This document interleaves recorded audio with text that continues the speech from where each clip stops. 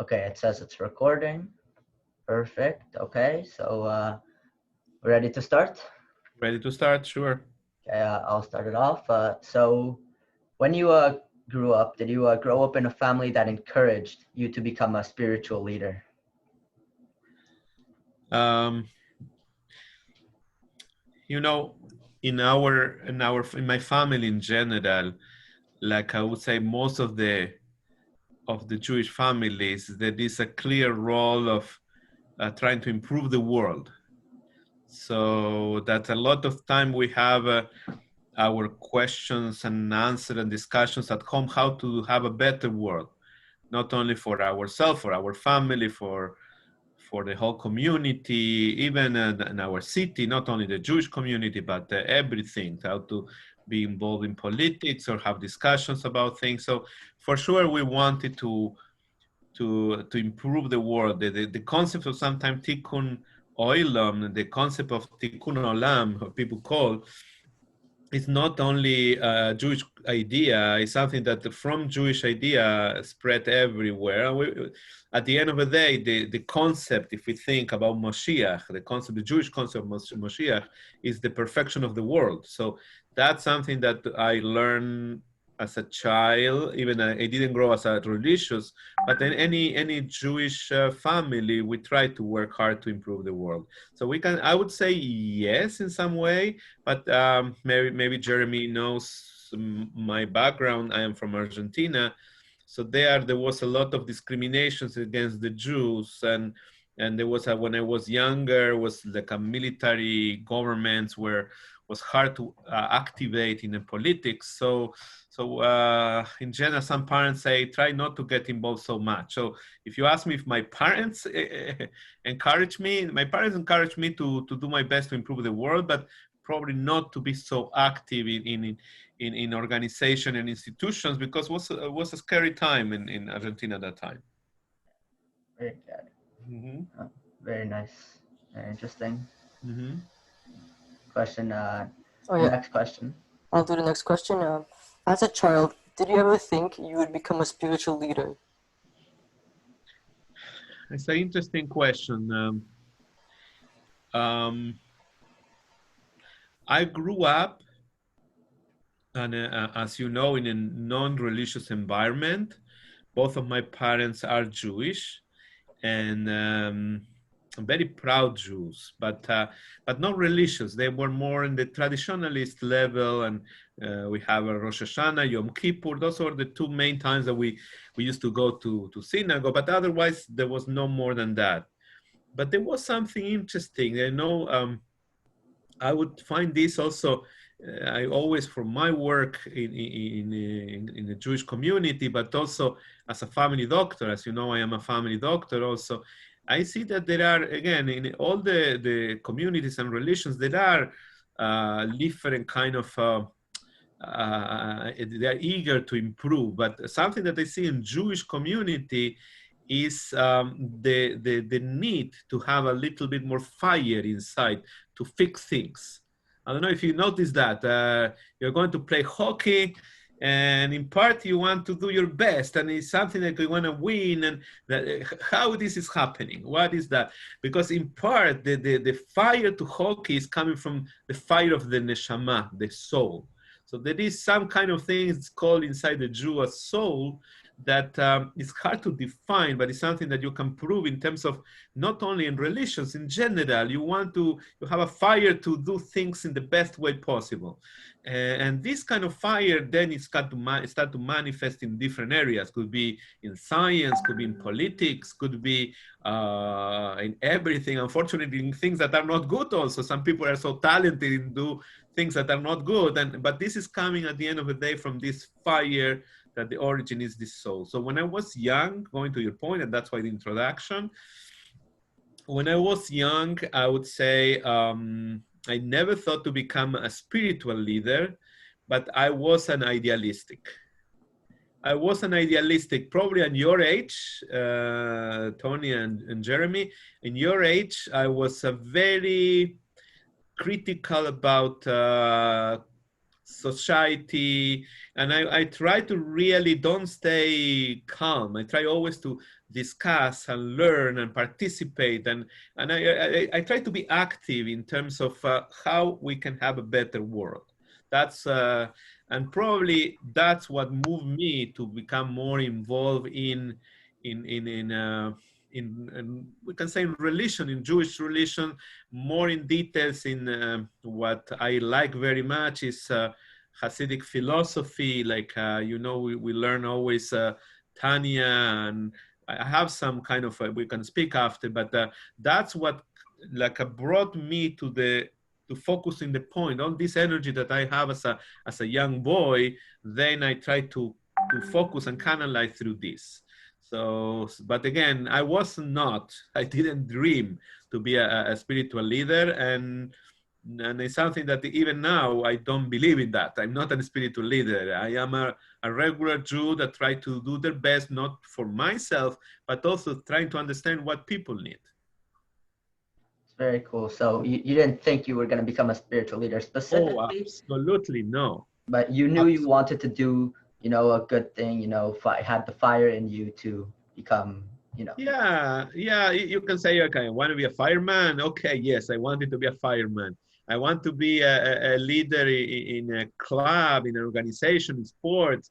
Yes, all of us, we want to be leaders, meaning what are you? You are a follower or you are a leader? This kind of discussions. And the discussion as a teenager, between being follower or be a leader is, it's an interesting discussion because sometimes be a follower and a smart follower, meaning trying to understand to whom I may follow. So that's something interesting. It's not only I have a interesting story. There was a hippie, really a hippie style guy with long hair, ears everywhere, earrings in the nose, in the so this guy was from Vancouver originally. So this guy is now one CEO of a big company and he's a bright man now, and he now he's a religious man, he's a religious Jew. And this guy, they ask him, the people ask him, so tell me how you finished like that. You were a hippie with wheat everywhere and this kind of thing. Why now you changed so much your life? So he answered like this, very interesting. He said, in my search for truth, I went to different religions. And all the leaders in different religions asked me to follow him, the leader at that time. So when I got close to Chabad, to Lubavitch, so he said, and I was close to the Rebbe, to the Lubavitcher Rebbe, he said, the Lubavitcher Rebbe didn't ask me to follow him. He asked me that together with him, we're going to break the statu quo of the world. It's very interesting. So the leader that wants that other follow them, they are not real leaders. The leaders that caring about the people and they're not thinking so much about their role as a leaders, they are probably the smartest leaders. So conclusion of after the story, sometimes be a good follower and to know to whom to follow and to know what stage of my life I need to follow something or someone. This is also a very smart decision. It's a very good decision for a good leader because you can be a follower of something bigger and be a leader in your own house or your school or your community. But sometimes there is a bigger leader that also in Judaism exists this concept. So we can go deeper after if you want. Yeah, sure. Okay, so next question. So when you were growing up, the schools that you went through, did they encourage you to become a leader, or were they more like become a follower? It's interesting. It happened what it happened. We always have the concept of we call Ashgacha Pratit, divine providence. So it happened to me that I didn't go to Jewish school, not for elementary, not for high school, and not for university. So I was not educated in schools to become a leader. But the fact that I was probably the only Jew sometimes in the whole elementary class and in the high school and in the university probably also put me in a situation where some kind of sensation that I am representing here Judaism. I am representing here the Jewish nation. So this kind of role, conscious and unconsciousness, provokes something inside me. So it's very fun because it's, again, I'm not a leader, but at the same time, when they see me, when they see Beryl Kremer, they imagine they have this imaging that like this is a Jew. So that's something very interesting because let's say now you all go to Jewish school, but when you're going to finish Jewish school and you go then to college, to the Cégep or to university, so now is the time that you train yourself to become the best Jew possible, because then when you're outside, really you're going to represent us. So it's a funny sensation because you're going to be there and believe it or not, they're going to say, oh, Jeremy, yeah, Jeremy behaved like this, Jeremy. So they are going to see you and they are going to generalize for the whole Jewish people. It's an interesting discussion. Yes. Yeah. Okay, Tony, Yeah. something else? Next Yeah. question. Have you always been a religious person? If not, what made you become one? Again, what do you say? Could you repeat it? Yeah. Have you always been a religious person? If not, what made you become one? It's an interesting story because I was, how I said before, I didn't grow up as a religious person. So what makes the change? You know, I always try to, always trying to improve and to learn more about my own roots. But people, when ask this question, I don't know what is your intention, Tony, with this question, but some people is expecting that I'm going to answer you some tragedy that happened in my life, and that's why I woke up, and they say, oh, now I am a religious person. Can we say, thanks God, no tragedy happened in my life. And only good things happen to me and happy things happen to me. But we don't need to wait until when we say lo aleinu, something bad happen. It's on the opposite. Now what we are healthy, and now what we have money, and then we have, now that we have a nice families, now is the time, even with in good situation, in bad situations, we need to work in some way to wake up our soul and try to manifest to ourselves outside. So what happened to me, if you ask me? You know, you live now in a very open-minded society, and we are very lucky to live in a very open-minded society. But we see, and we have an adolescent clinic and teenager clinics. I don't know what happened in your case, Jeremy and Tony. I don't know if you notice that some people needs and wants and request guidelines. Guidelines is something that you need to do this kind of project now, okay? So you need to discuss probably with your teacher what kind of questions, to whom to ask. So you need to have some kind of guidelines to define where I'm standing, how I'm going to do this project. You're going to then plan another activity, a hockey game. You need to have guidelines. When is the best time? What time people is going to be available? How much money is going to cost? You need to have guidelines in order to have so the things become real. If we don't have some kind of guidelines, the confusion is so big that that you cannot do nothing. So the question is, and this is an interesting point, and I'm going now to answer your question, Tony. The question is, guideline, to have some kind of framework, meaning a limitation of freedom. And we see permanently thousands of examples that is not. We can be much more productive if we have good guidelines. So what I was looking when I was a teenager and early in university, when I became a little bit more closer to Chabad and I started to learn by myself, is I want healthy guidelines. I am a Jew. I want healthy guidelines. I want to have healthy family. So what are the answers for that? So in my search for that, I found Chabad in my town, in the university where I was learning in Argentina.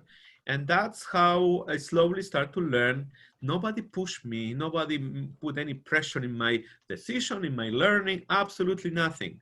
I grew by myself and my own rhythm. So if you ask me what was the reason, very simple. The search for something higher, and if the guidelines that we mentioned are coming from something higher than us, something much more more smart, this is something that can transcend all the intellects that is Hashem, is God, so it's much easier to follow that. Believe me, I always was very intellectual, and I like science and the methodology of science, and I continues learning about that. But one very important point is that in Judaism, the one who created the guidelines is God. So we are not following, I'm not stupid. I'm not going to follow everything without thinking. But that's why we want to follow the guidelines that are the good guidelines, the one that we have proved for thousands of years that works well. So that's why in this kind of search is how I started my spiritual journey. Very cool. So next question. So why did you decide to become like the rabbi position in the Chabad Latino that we go to, even if you were already a doctor?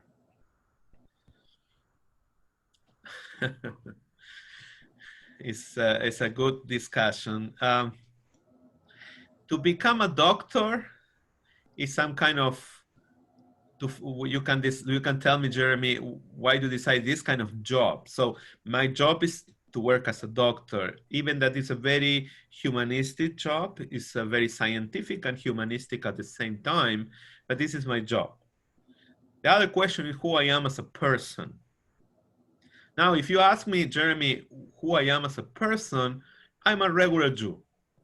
I'm a regular, simple Jew that try to do the best as a Jew. So then the one who motivate me to become a leader, I need to be honest with you, is the Lubavitcher Rebbe. The Lubavitcher Rebbe was a person that permanently encouraged person to transcend yourself. So each one of us as a Jews, we are simple people, but we need to know and to understand how we can help others. So permanently, all of us, we are looking, oh, what I like. Tell me what I like. I like to do this. I like to do that, other things.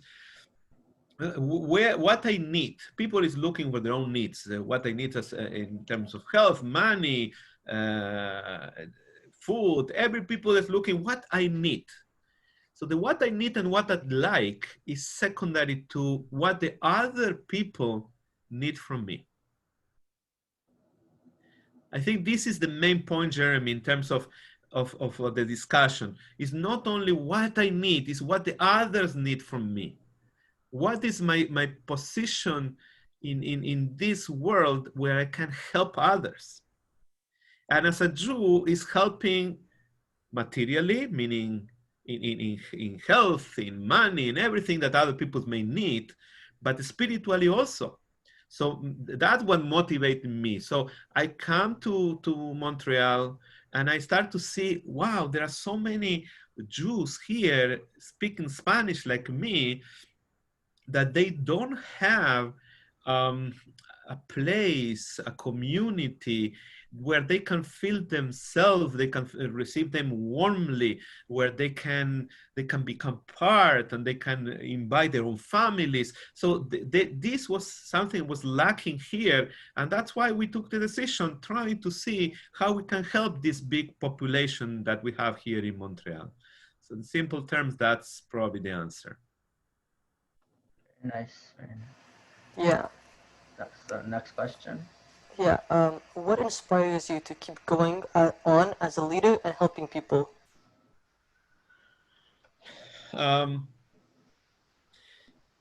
is the point, Tony, is like, you know, why is very good question, Tony, that is because we need to recognize and we need to be sincere about what we are doing and sincere with ourselves. So one of the things that Tony is interesting is my job take a lot of time and energy, believe me, much more than some people thinks.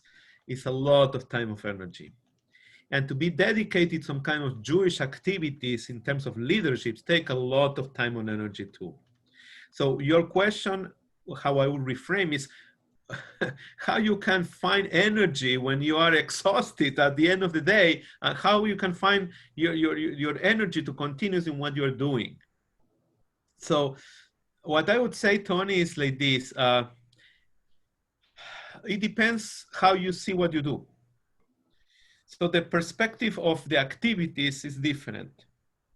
If, for example, you see that this is a burden, and this is boring, and there is no reason for that, it's really very hard.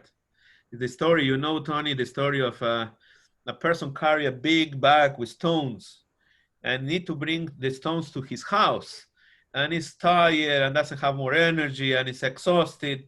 This is one situation. But what is the situation if the same bag with the same weight is full of diamonds that you are bringing into your house? So they are now, wow, I'm carrying diamonds to my family, I'm going to have a very wealthy parnose for all my life. So, wow, that's much better. So the perspective is what changed everything. So the working as a doctor and the working in Jewish activities, we put our soul. It's not only our body. We try to put the maximum of our energy trying to really accomplish the things the best way that possible with the help of Hashem, with God's help. We need to always give our maximum effort. So that's why we don't realize, but we have inside us a special extra energy.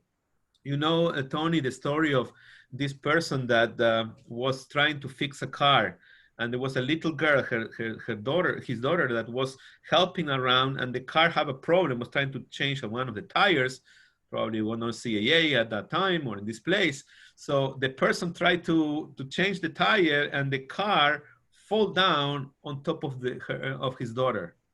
So the situation was terrible. Imagine Lo Aleinu with something terrible that someone is becoming, you see your own daughter under the weight of a car, the legs was inside there. It was a terrible, terrible situation. So the person, he's a normal person, took the car and with all his effort took the car up until the daughter went and took out the leg and then put the car down. This person, when he tried to do again the same thing, he couldn't. So how he did it before, it came from an extra energy that comes from where? Because this is my daughter. So when we try to think as a Jews that each one of the other is my daughter or my son or my brother or my sister, so that's the perspective change, and it gives us energy to continue. Yeah, so it's all about the perspective. Mm-hmm. Yep. All right. So next follow-up question. So as a leader, is there like a certain attitude that, like a certain, charisma that you have to keep up to, like, I don't know, show a leader, or just something you need to keep up? Yeah, I would say yes.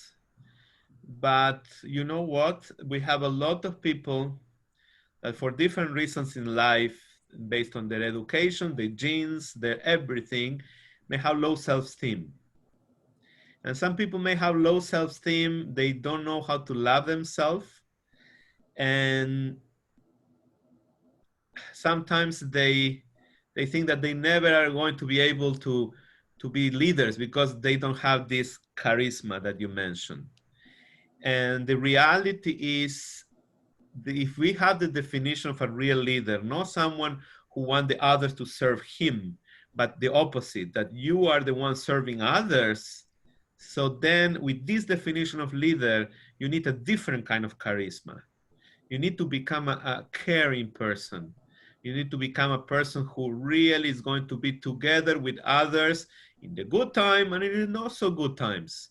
But the main thing is to have more than the charisma, I would say the will to be ready to help others. Yeah. So, okay. Yeah. What are you doing to ensure you continue to grow and develop as a leader? What I'm doing, interesting. I try to continue. Again, each one have their own needs, different kind of leaders. If we speak about a Jewish leader, what helped me a lot is the learning of Hasidic philosophy. I don't know if you we like the Tanya as a book. There are excellent classes of Tanya. There are a lot of things in deep Hasidic philosophy that you can learn to transform yourself, to improve you as a person, and it's going to give you a lot of more energy on that. This is one of the things, is the learning of this kind of content. The other thing that I would say is understand that something that we learn from Judaism that apply to other things is that the most important thing is the action. So I can learn a lot and no don't become a good leader. So if you focus on leadership, but this also applies to other things, the way that we can improve is bringing action. So you can have a poor person that you want to help and you feel very bad for the poor person, but until you don't put the hands in your pocket and you give money to the poor person to have food, or you give the food directly. So until this point, your emotions are not enough, are good, but not enough. So the action is what changes things.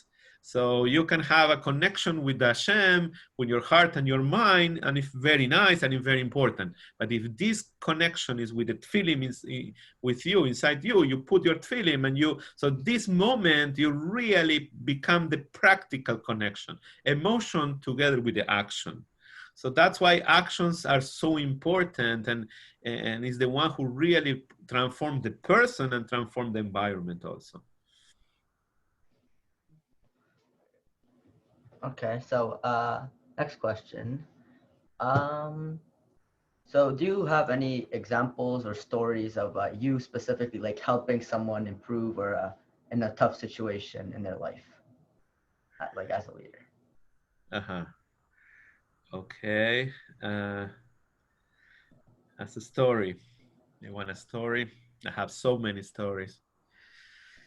I like this story because I have a lot of a story. Let me think. What I would say is I was working and a person approached me with a problem that was an emotional problem. An emotional problem meaning sometimes, this is very interesting. If we want one day we can learn about how we can connect the different levels, the physical level in medicine, the emotional level, and the spiritual level. So social and spiritual also. So there are different layers and how the interaction between each one of the levels.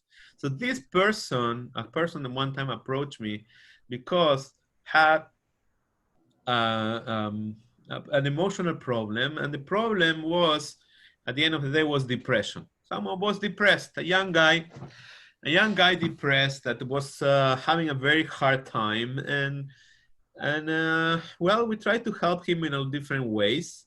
And the interesting thing is that after I can try to help him in different ways in terms of a good plan, in terms of therapy, medication, and different kind of things. Also, this person was start to improve and was start to connect and say, you know what, doctor,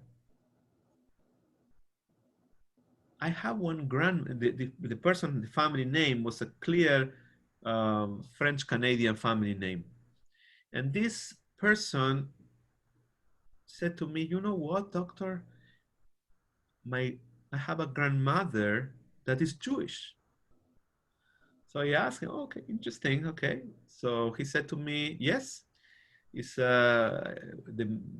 from my mother's side, my mother's mother is Jewish. So I was surprised. I said, wow, according to Jewish law, from the mother comes Judaism. So if your mother was your grandmother from the mother's side, you're Jewish 100%. You're not 50 or 25%, you are 100% Jewish. And the guy started to say to me, it's very interesting. He said, all the therapies are helping me, but I'm thirsty. My soul is thirsty for something else. I want to be connected with my roots. The person asked me for that. So you can imagine that from the professional point of view, I need to focus on my work and I cannot go outside that. And this is probably a discussion we can have in another moment, the interaction between those two activities. But I recommend him some kind of people who can speak about Judaism.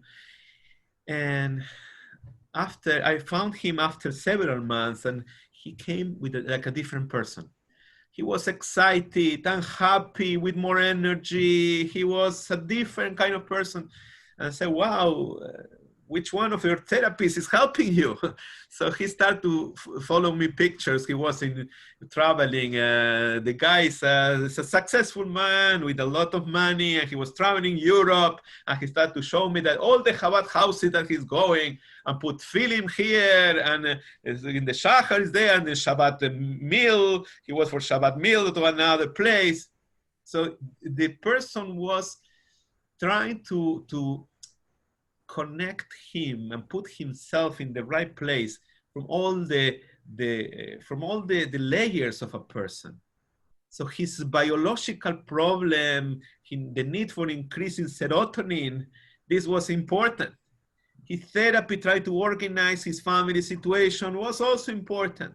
His social situation in terms of how we're going to reach a better job, a more successful job was also important. But he also wanted to go to the next level, meaning how I can feed my soul. So the guy wanted to feed his soul. Now he's better because he also reached the point to be connected with his Judaism. And this is a guy that never received any drop of Judaism in his life. And now, after 2-3 generations, is finding again his root that give joy and happiness, not only from the physical and psychological level, but also from the spiritual level. So it really helped him out because of the spiritual. He connected like to God, and it really helped him out like that. After all the therapies. Yes. If you want, Jeremy, one day we can have a debate about the interaction between spiritual Judaism, Hasidic philosophy with mental health.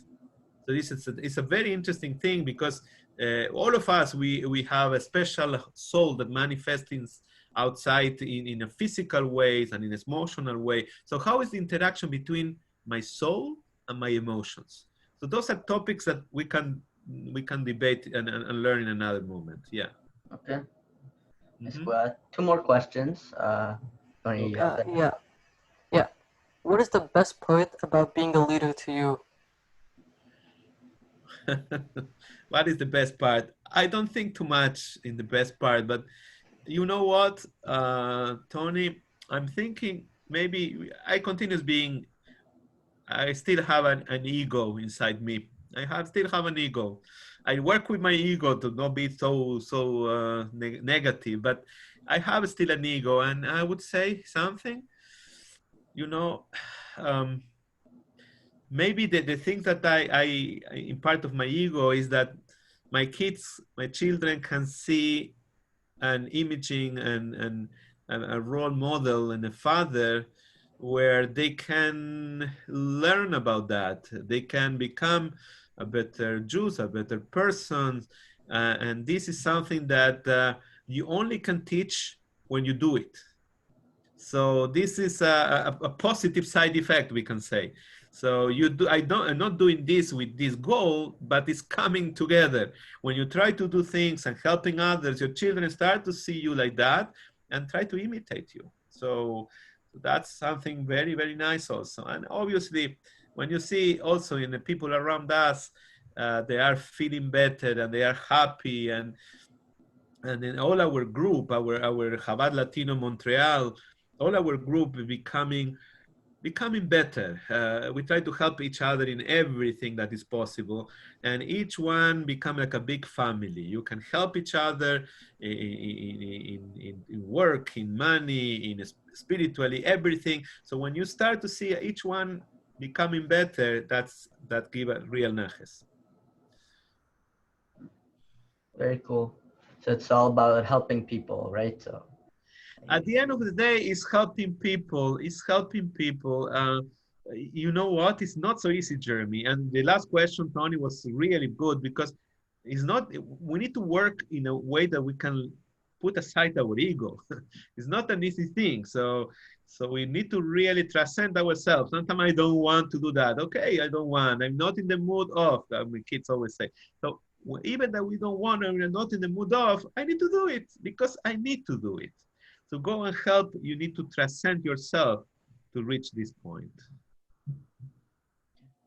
So last question. Okay. What advice would you give to the next generation of leaders? Okay. Wow. Yeah, we need you. We need you, really. We need the new leaders, the new generations of leaders, and don't be worried to become a leader. Don't be waiting until you need to be the super talented person.